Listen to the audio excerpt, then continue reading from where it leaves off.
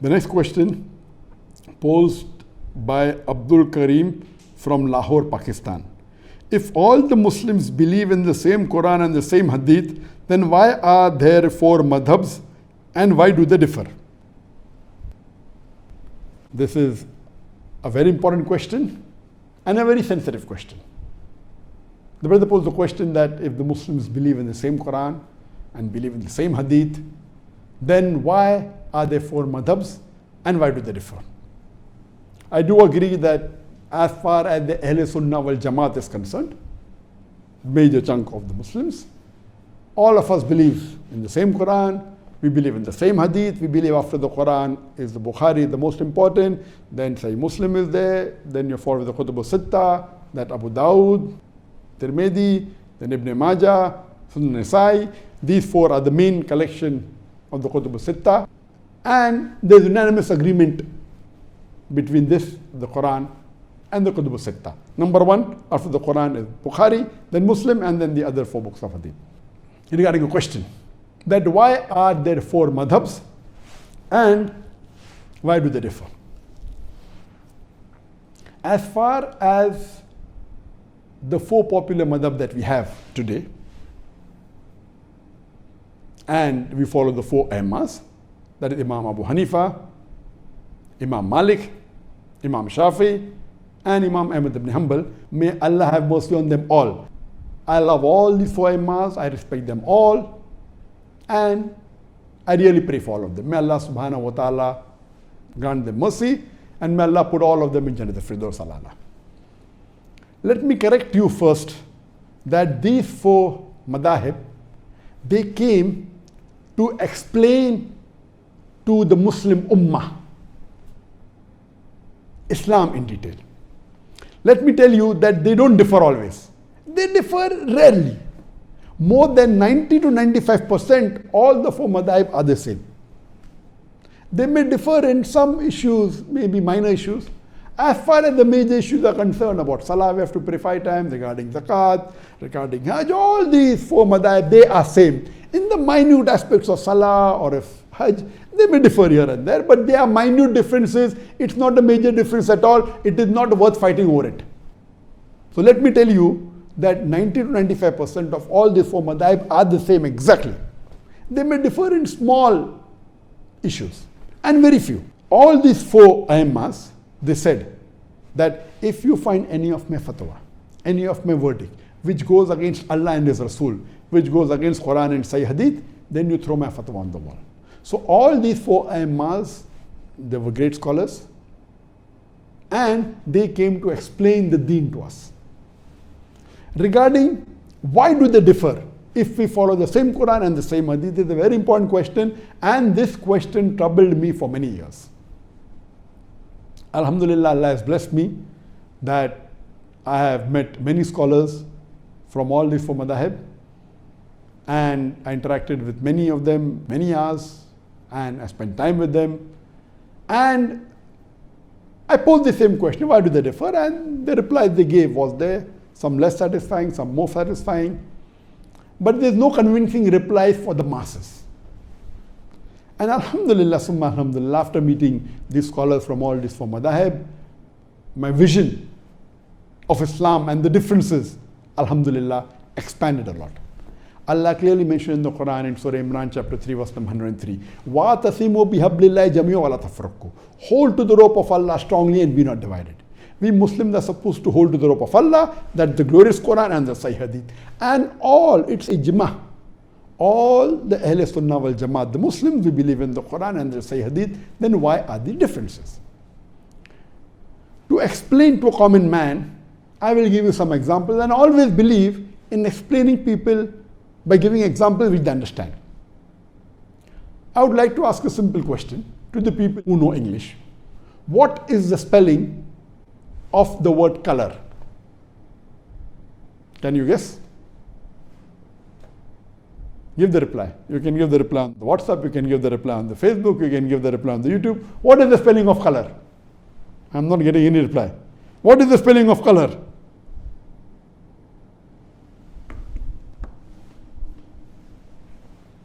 What is the spelling of color? Some may say the spelling of color is C-O-L-O-U-R. Some may say the spelling of color is C-O-L-O-R. Which is correct? A person who is well versed with English will tell you that the first spelling is the spelling of British English. C-O-L-O-U-R is the British spelling for the word color. C-O-L-O-R is the American spelling for the word color. I am asking you the question, which is correct? C-O-L-O-U-R or C-O-L-O-R? And again, you'll have difference of opinion. Some will say C-O-L-O-U-R is correct if he's a British. Some will say C-O-L-O-R if he's an American. Some will say both are correct. But even if they differ, you never find them fighting over this issue. They may differ. A Britisher will say C-O-L-O-U-R is correct. I'm an Indian. We were ruled by the Britishers, and quite a large portion of the world was ruled by the Britishers. So all those who were ruled by the Britishers and we were British colonies, we will follow British English and we'll say the spelling of color is C-O-L-O-U-R. The American will say C-O-L-O-R. We agree to both. A Britisher would prefer C-O-L-O-U-R, but if someone says C-O-L-O-R, fine. We agree to differ. Same with the American, he will say C-O-L-O-R, but he agrees. He believes that is better, but he agrees with C-O-L-O-U-R also. Similarly, this is just an example I've given you. How do you pronounce O-F-T-E-N?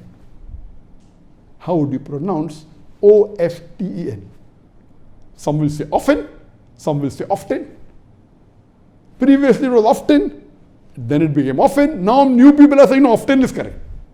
T is not silent, it should be pronounced. Some say T is silent, and then there's a big debate for that. But we realize that both are correct in their own ways. Similarly, these schools of thought, four that we have, actually there were many tens and hundreds of imams and scholars. These four, Imam Abu Hanifa, Imam Malik, Imam Shafi, Imam Ahmad ibn Hanbal, may Allah have mercy on them all. May Allah grant them Jannat al-Firdaus to all. They were more popular, or maybe their students made them popular. There were many other imams, many other sheikhs, many other scholars. But these four, their teachings became more popular. Maybe the students made it more popular. And that's how we have these four major madhabs. But all these four great scholars and four aimmas, they never came to bring a division in the Muslim Ummah. They explained their point of view. Because if it is very clear cut in the Quran, there is no problem at all. If it's clear cut in the Hadith, the difference comes when there is a difference of opinion. Now, why is there a difference of opinion? I will discuss that.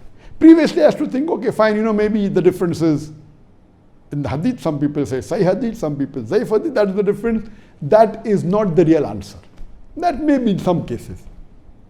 After meeting so many fuqahas and scholars of these different madhahib, I've come with this example of the spelling or the example of pronunciation. So similarly, these madhahib differ. What is the major reason? According to my study, there is usul fiqh, that in areas where it is not very clear cut, Quran says alcohol is haram, there is no fiqh in it. Allah says haram, it's haram.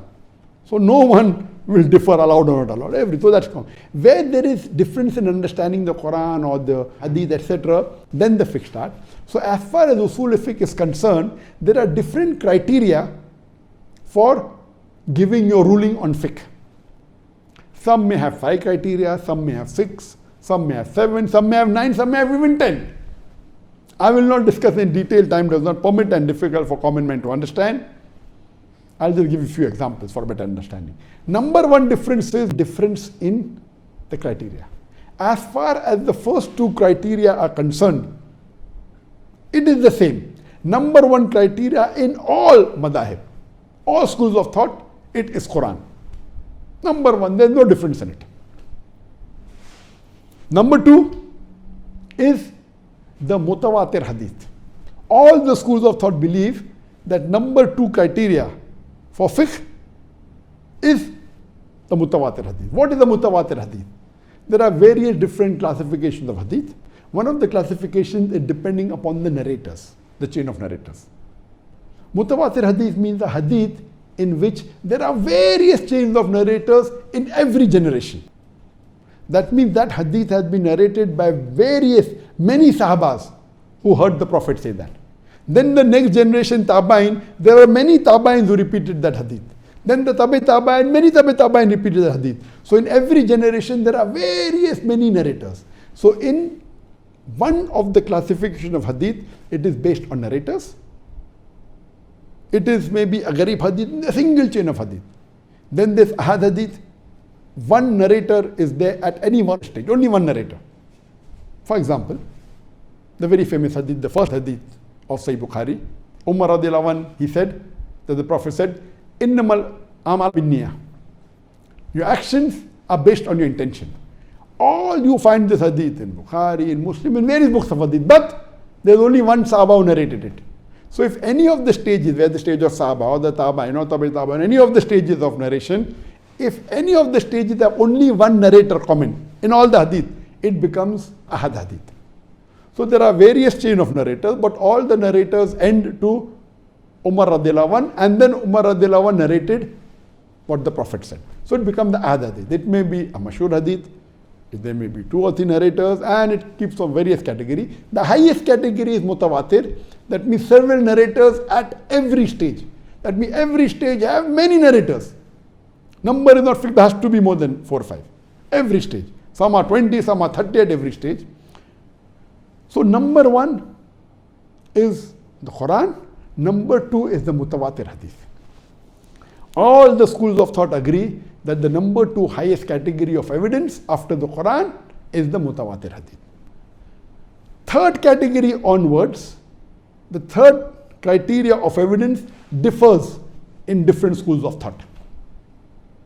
Some have 5 criteria, some have 6, some have 7, some have 10 criteria. In some schools of thought, the third criteria, highest criteria of evidence is even Ahad hadith. As long as it's a Sahih hadith, even Ahad, no problem. It can be a mashhur hadith, it is the third highest. And some school of thought, no. The third after the mutawatir hadith is the urf, is the custom. That if the people of Medina did this act, it is the custom, it is the third highest, higher than even a Sahih hadith, which is the Ahad hadith. Some will say no, it is qiyas, analogy. So different schools of thought have different criteria in order.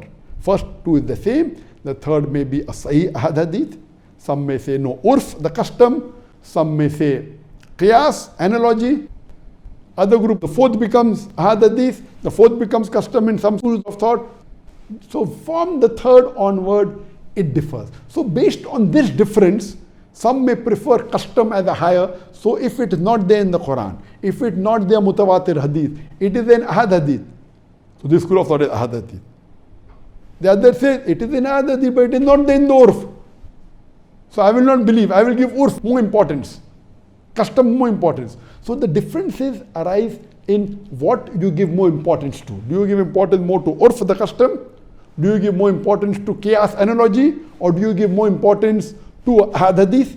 From third level, it keeps on differing in different schools of thought. So because of that, what you give more importance to differs. That's how the ruling differs. But all these rulings are minor. What we have to understand, that we have to respect the ruling of all the 4 schools of thought. Because all the 4 schools of thought are based on Quran, they are based on hadith, but the level of importance may differ. Some schools of thought say, they may have a criteria. If you're talking about salah, it should be a mutawatir hadith. Because salah, the Prophet prayed in public, almost all the sahabas saw him. So if you give about salah, Ahad hadith, though it is sahih, I will not follow. If it is salah, it has to be evidence for mutawatir hadith, otherwise I will not follow. That is their thinking. You may agree, you may not agree. You may say no, it's Ahad hadith, one Sahaba reported it, it is sufficient for me. It's a Sahih hadith, fulfills the criteria of Sahih, it is sufficient for me.